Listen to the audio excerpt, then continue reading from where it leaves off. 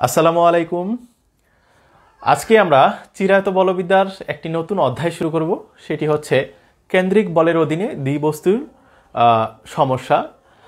এই অধ্যায়টিতে আমরা মূলত আজকে সহজ একটি অঙ্ক দিয়ে শুরু করব। আমরা সহজ থেকে শুরু করে যাতে সহজই থাকি সেই বিষয়টি আমরা চেষ্টা করব।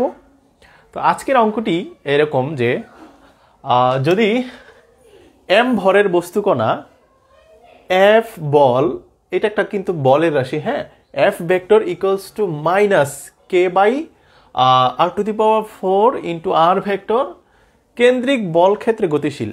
তার মানে একটি কণা আছে, যেই কণাটা একটা বল ক্ষেত্র মানে আমাদের ক্রিয়েট করা আছে, সৃষ্টি করা আছে, সেই বল ক্ষেত্রের মধ্যে সে গতিশীল এবং সেই বল ক্ষেত্রটা কি কেন্দ্রিক বল ক্ষেত্র।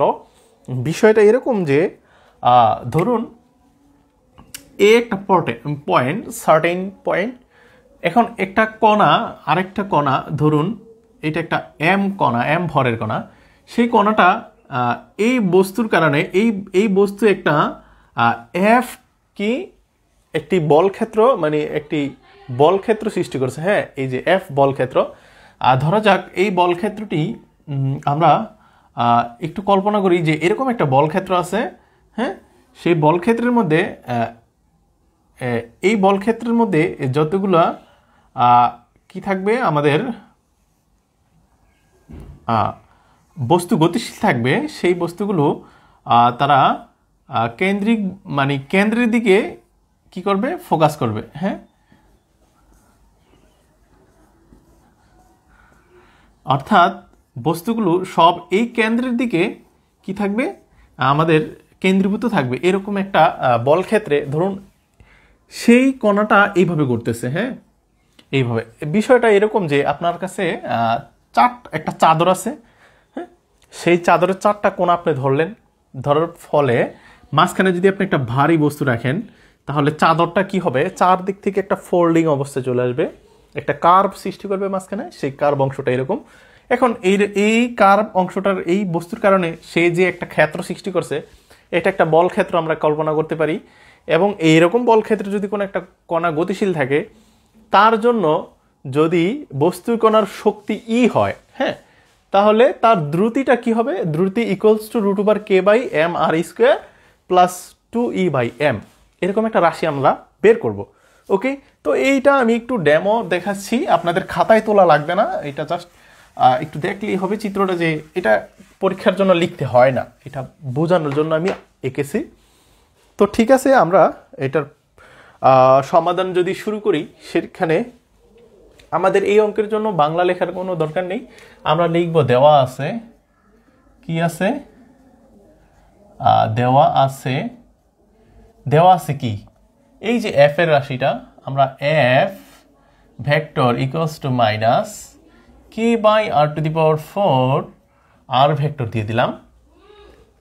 এই বিষয়টা আমরা কি করতে পারি, খেয়াল করুন, আমরা লিখতে পারি মাইনাস k/r⁴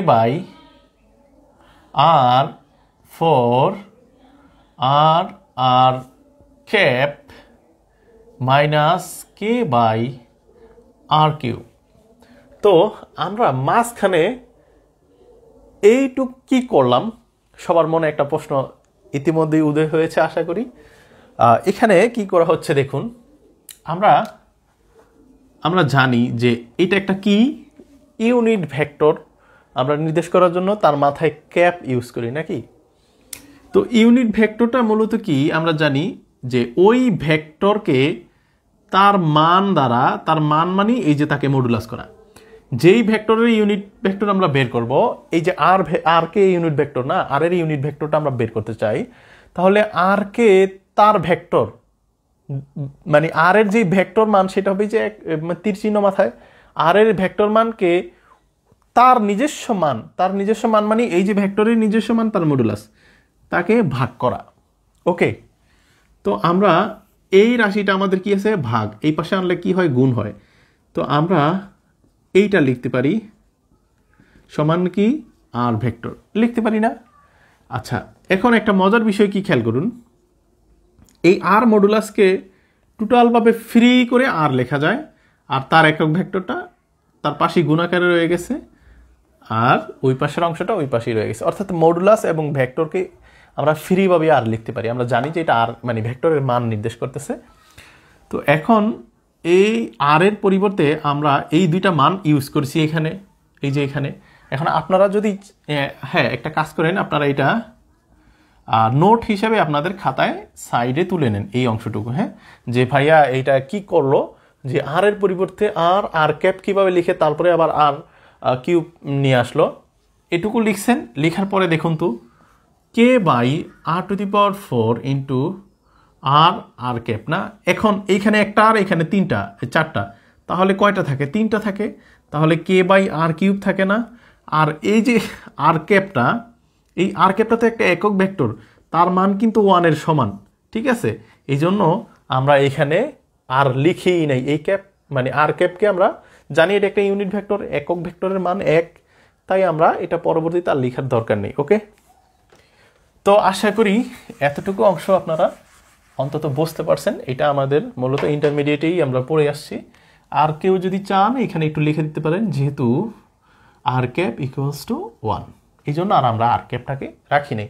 আর এইটা আর এবং R4 কাটাকাটি যায়, এটা সারারাই বুঝবে। ওকে, তো এবার আমরা কি করব, আমরা তার বিভবটা একটু কাউন্ট করব। আমরা লিখতে পারি আবার, এখানে লিখব যে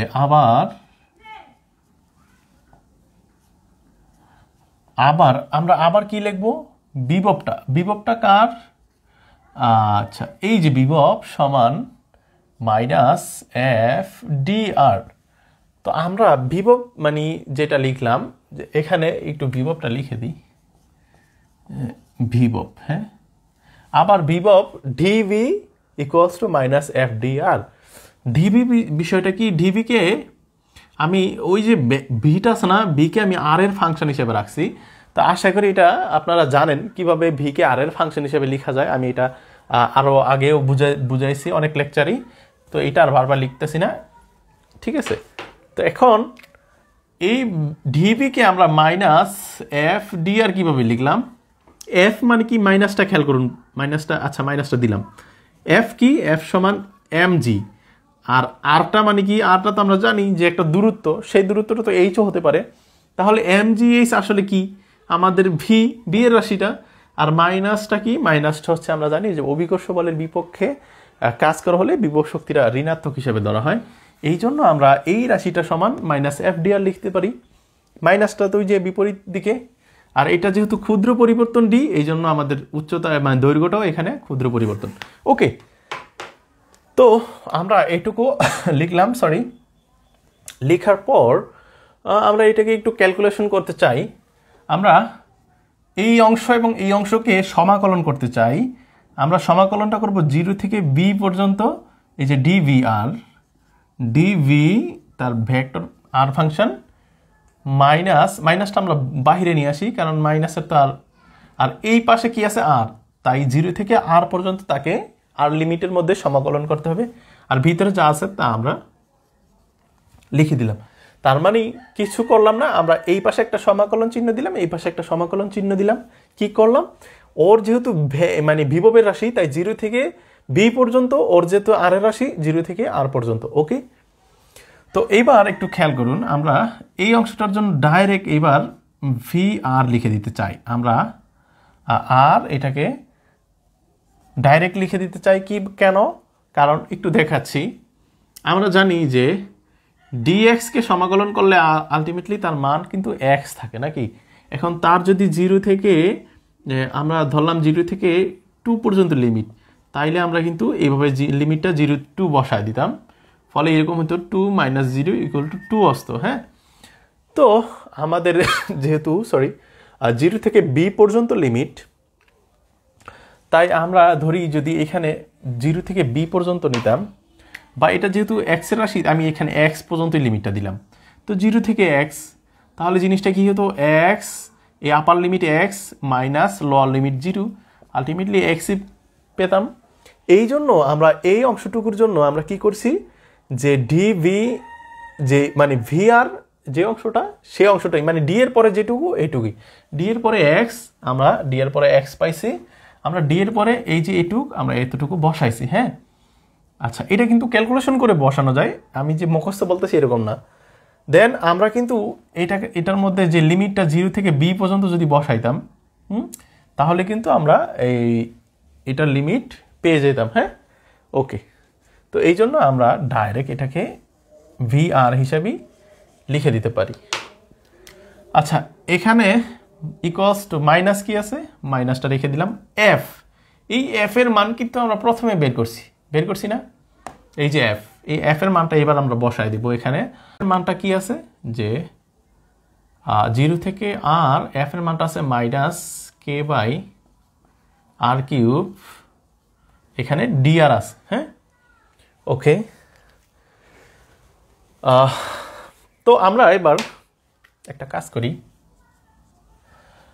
এই অংশটুকু যেভাবে আছে আমরা এটাকে রেখে দিলাম। এখন এই কে এই যে দেখুন মাইনাসে মাইনাসে প্লাস হয়ে যায়, আর কেটা যেহেতু আমাদের ধ্রুব রাশি তাই আমরা এটাকে বাইর করে নিয়ে আসলাম। আর এই মানে 1/r³ এটাকে লেখা যায় r⁻³ তো আমরা r⁻³ নিয়ে আসলাম, আর ওই পাশে কি আছে, dr আছে নাকি। ওকে, এবার আমরা আরেকটু কাজ করে দিই। VR এটা এই অংশটুকুকে আমরা কেটা লিখে দিলাম। এই যে r⁻³ এটাকে যদি আমরা সমাকলন করি, খেয়াল করুন, এটাকে যদি সমাকলন করতাম dr এর সাপেক্ষে, লিমিটটা পরে লিখতেছি, তাহলে আমরা জানি যে তার সমাকলন হবে তার যা আছে তার সাথে 1 যোগ পাওয়ারের সাথে, এবং নিচেও ওই যে পাওয়ারে যেইগুলা করা হয় সেই অংশটুকু নিচে লেখা হয়। এটা কিন্তু আমরা জানি ইন্টিগ্রেশনের সবচেয়ে বেসিক এবং প্রথম সূত্রই আমরা এটা শিখছিলাম মেবি। তো এখন বিষয়টা হচ্ছে এরকম যে আর 3 থেকে 1 গেলে 2 আর নিচে -2 হয়ে যায় না। আচ্ছা, এইবার যদি আমাদের লিমিটটা যা থাকে, ধরুন এখান থেকে আর পর্যন্ত ছিল, তো আমরা 0 থেকে আর পর্যন্ত লিমিটটা দিয়ে দিতে পারি না। ওকে, তো এখন আমি এইটুকুর জন্য এই অংশটুকু লিখে দিই, আশা করি কারো সমস্যা হবে না। আমরা ডাইরেক্ট থার্ড ব্র্যাকেট দিয়ে r⁻² -2 থার্ড ব্র্যাকেট 0 থেকে আর পর্যন্ত লিমিট। ওকে, আচ্ছা, দেন আমাদের এই পাশে আমরা চলে আসি। আমরা এইটুকুকে আরেকটু কাজ করতে চাই, VR ইকুয়ালস টু, দেখুন কি করা যায়, আমরা লিমিটটা যদি বসাইতাম তাহলে কি পেতাম, খেয়াল করুন এই অংশটুকুর জন্য কে।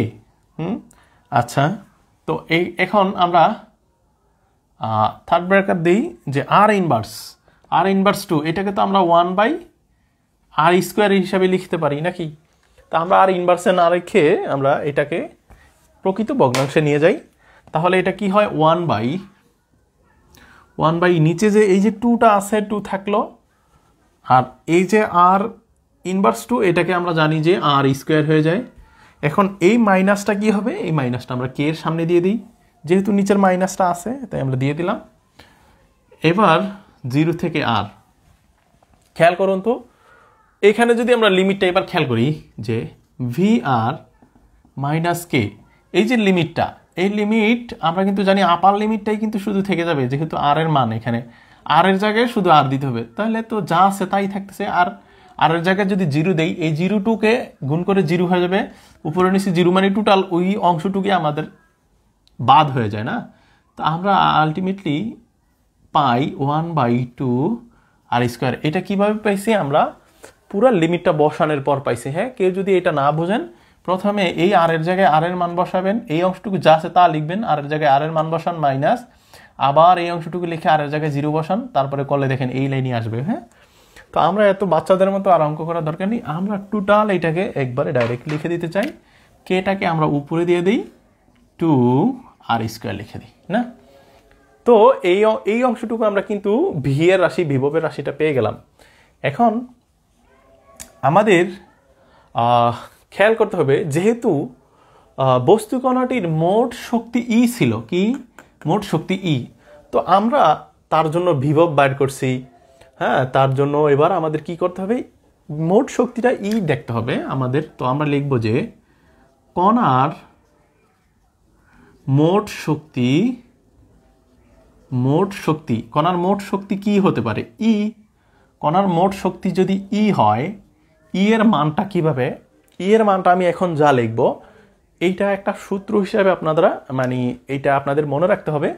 খেয়াল করুন, 1/2 m r dot square plus, আচ্ছা এখানে আমরা লিখে দিলাম যে l square 2m r square plus vr। তো দেখুন আমরা কি একটা সূত্র লিখলাম, হ্যাঁ, কণার মোট শক্তি ই এর মানটা হচ্ছে এইটা। এখন অনেকে হয়তো এই সূত্রটা মানে বলতে পারেন যে এটা কোথা থেকে পেলাম, এটা কোথা থেকেই পাই নাই, এটা মূলত আমাদের হ্যামিল্টনিয়ান টি প্লাস ভি থেকে পাইছি। মনে আছে হ্যামিল্টনিয়ান টিটা কি ছিল? আমাদের গতিশক্তি ছিল। আমরা জানি গতিশক্তি পোলার স্থানাঙ্কের জন্য এম আর স্কোয়ার প্লাস আর স্কোয়ার থিটা ডট স্কোয়ার। আমি বলছিলাম যে ভি স্কোয়ারের মান এটা মনে রাখতে হবে, আর ওইটা যে ভি আর। হ্যাঁ, এই যে দেখুন ভি আর বসে গেছে। এখন এই হাফটা যদি আমি ওই পাশে গুণ করে দিই, খেয়াল করুন, আমি একটু দ্রুত করতেছি, plus half m r square theta dot square.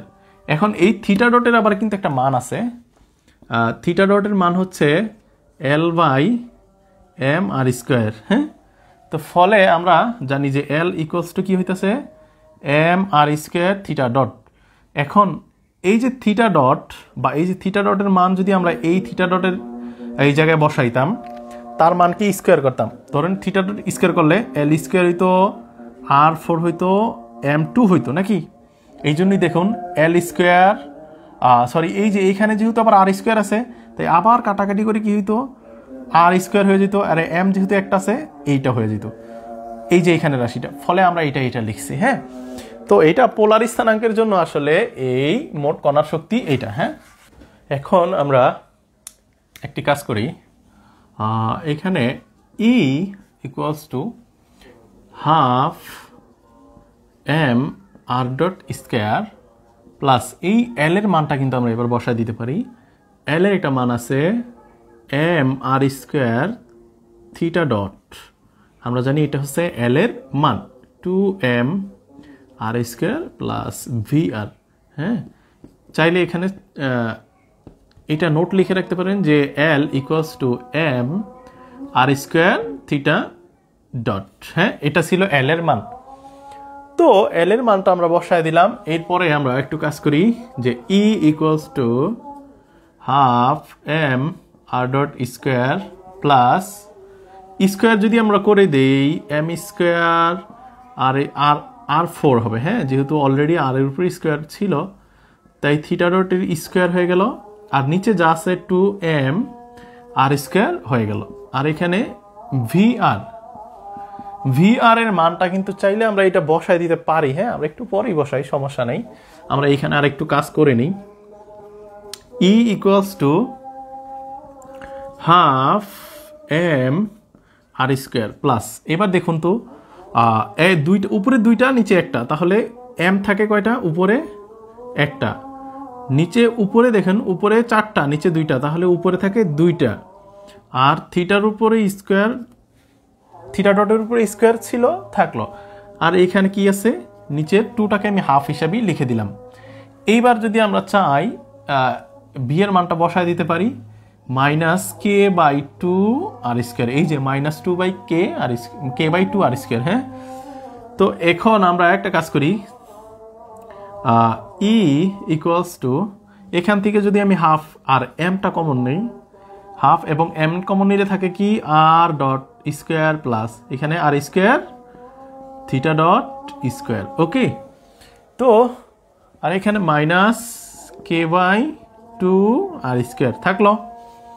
এখন একটা মজার বিষয় হচ্ছে কি জানেন, যে আমরা এই k/2 আর স্কোয়ারকে আমরা এই পাশে আনলে ই এর সাথে কি হয়ে যায়? প্লাস হয়ে যায় না? ই প্লাস k/2 আর স্কোয়ার, আর এই পাশে যে হাফটা আমরা দিয়ে দিলাম হাফ এম।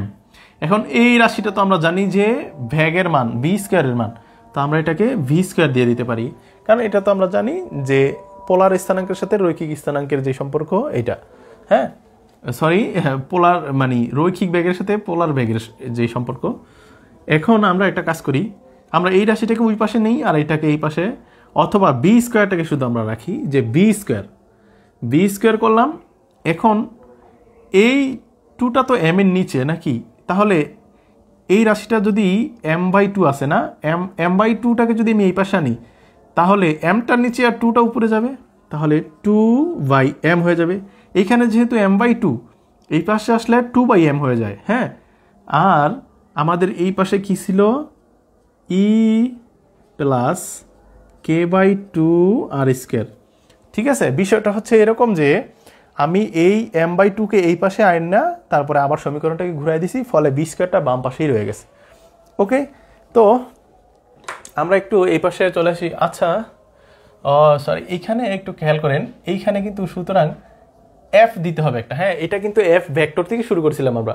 ভেক্টরটা পরবর্তীতে এই যে মানগুলো বসার পরে কিন্তু এটা আর ভেক্টর নাই। হ্যাঁ, আপনারা ফার্স্টে যারা নোট করছেন তারা একটু এখানে এফটা দিয়ে নেবেন। হ্যাঁ, তো এবার আমরা একটু কাজ করি, এই ভি এর রাশিটাকে আমরা একটু নতুন করে সাজাবো। এই অংশ, হ্যাঁ, এর পরের অংশ থেকে শুরু হবে। তো ভি স্কোয়ার কি, ভি স্কোয়ার সমান সমান আমরা কি লিখতে পারি, 2/m into k/2r² plus E. এবার আমরা একটা কাজ করি, স্কোয়ারটাকে ওই পাশে নিয়ে গেলে কি হয়, রুট হয়ে যায় না।